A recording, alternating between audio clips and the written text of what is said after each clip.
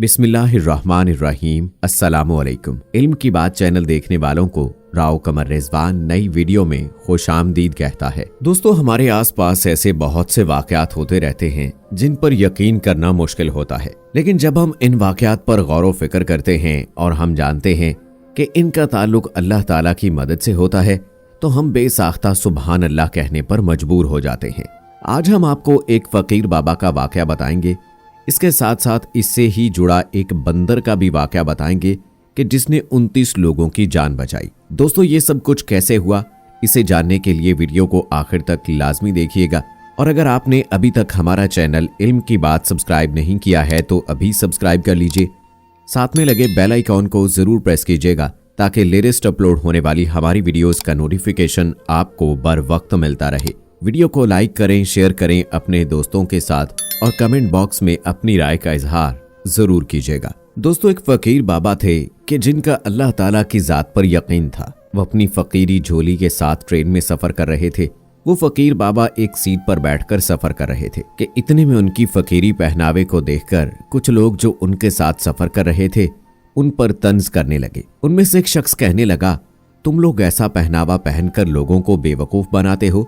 असल में तुम लोग धोखेबाज हो। तुमसे मेहनत मजदूरी का काम होता ही नहीं और इस तरह के पहनावे से लोगों को अपने जाल में फंसाते हो। उन्होंने इस तरह से फकीर बाबा का मजाक उड़ाया, लेकिन फकीर बाबा मुसलसल खामोशी से बैठे थे और कोई जवाब नहीं दे रहे थे।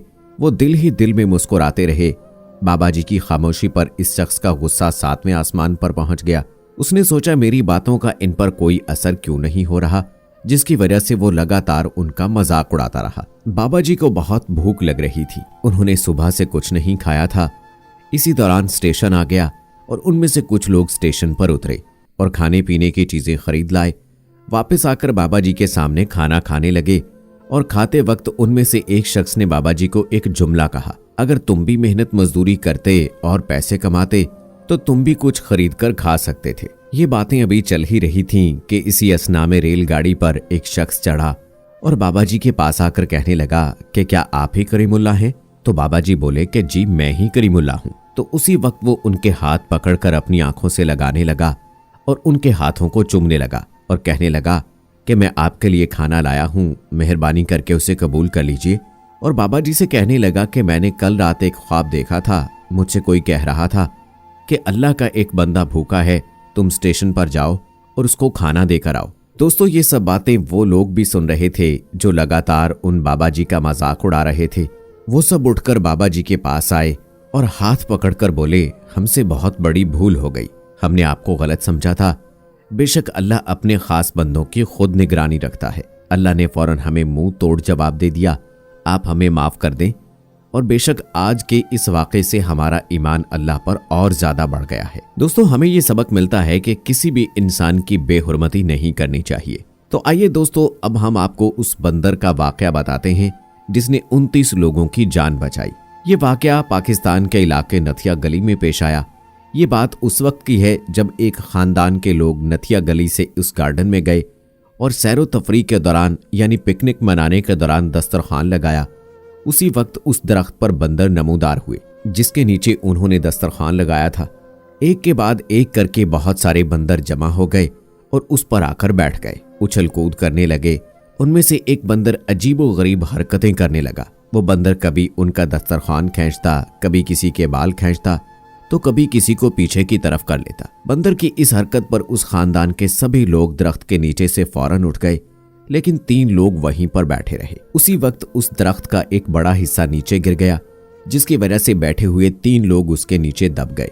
उनमें से एक उसी वक्त फौत हो गया और 2 लोग बुरी तरह जख्मी हो गए, जिन्हें फौरन अस्पताल पहुंचा दिया गया और उन दोनों की जान बच गई। उस वक्त बंदर के परेशान करने की वजह सामने आई। वो बंदर परेशान न करता तो उस खानदान के 29 लोगों में से शायद ही कोई बच पाता। अल्लाह की गैबी मदद ही थी जो सबकी जान बच गई और बंदर उसका बाइस बना। दोस्तों, इसी तरह का एक वाकया अब्दुल्लाह के साथ पेश आया।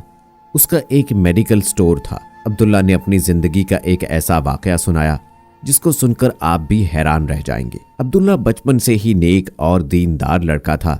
पंजगाना नमाज के अलावा तहज्जुद और तिलावत कुरान में ज्यादातर वक्त बिताया करता था। बाज मर्तबा सारी सारी रात नवाफिल अदा करता रहता, रोजे नमाज ज़कात का पाबंद था। जिंदगी गुजरती गई और अब्दुल्ला ने शादी नहीं की। घर वालों ने उस पर शादी का दबाव डाला। घर वालों के बहुत ज्यादा दबाव डालने पर अब्दुल्ला को बेलाखिर शादी का फैसला करना पड़ा और अब्दुल्ला ने शादी कर ली। शादी के बाद अब्दुल्ला की जिंदगी यकसर बदल गई। अब रातों की इबादत आहिस्ता आहिस्ता कम होती गई, यहां तक कि उसकी तहज्जुद छूटने लगी। फिर आहिस्ता आहिस्ता उसकी नमाजों में भी कमी आने लगी। एक वक्त ऐसा आ गया कि नमाज में भी गफलत होने लगी और फिर अब्दुल्ला मुश्किलात में पड़ गया।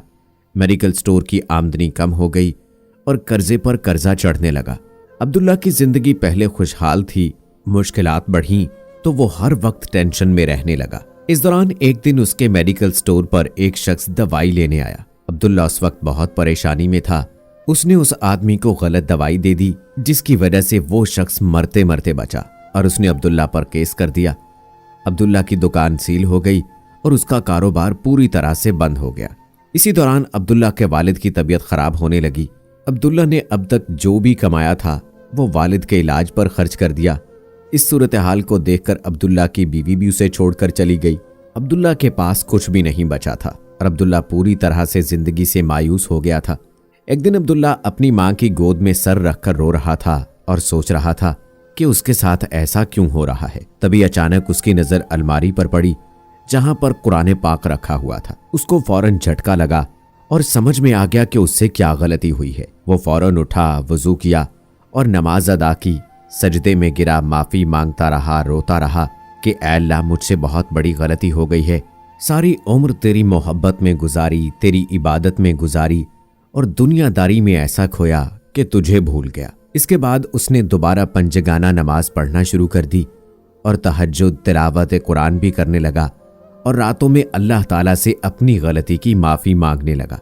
दोस्तों, अभी सिर्फ 10 दिन ही गुजरे थे कि उसके घर में वो शख्स आता है जिसको अब्दुल्ला ने गलत दवाई दी थी। वो शख्स कहता है कि तुमने मुझे जो दवाई दी थी उससे मेरी तबीयत तो जरूर बिगड़ी, मगर मेरी बीमारी भी करिश्माती तौर पर खत्म हो गई और तुम पर किया हुआ केस भी मैं वापस ले रहा हूँ। इसके बाद दोस्तों, अब्दुल्ला को उसकी दुकान वापस मिल गई और आमदन भी पहले से ज्यादा बढ़ने लगी। उसने अपने वालिद का इलाज भी कराया और उसके वालिद भी सेहतमंद और तंदुरुस्त हो गए और उसकी बीवी भी वापस आ गई। तो दोस्तों, अल्लाह ताला इंसान से मोहब्बत करता है, बस इंसान दुनिया से मोहब्बत ना करने लगे। बेशक अल्लाह ताला ईमान वालों के साथ है और जो उससे मोहब्बत करता है अल्लाह ताला उसे कभी मायूस नहीं करता। उम्मीद करते हैं दोस्तों कि हमारी आज की ये वीडियो आपको पसंद आई होगी। इस वीडियो को लाइक करें, शेयर करें अपने दोस्तों के साथ। मुझे अगली वीडियो तक इजाजत दें। अल्लाह हाफिज।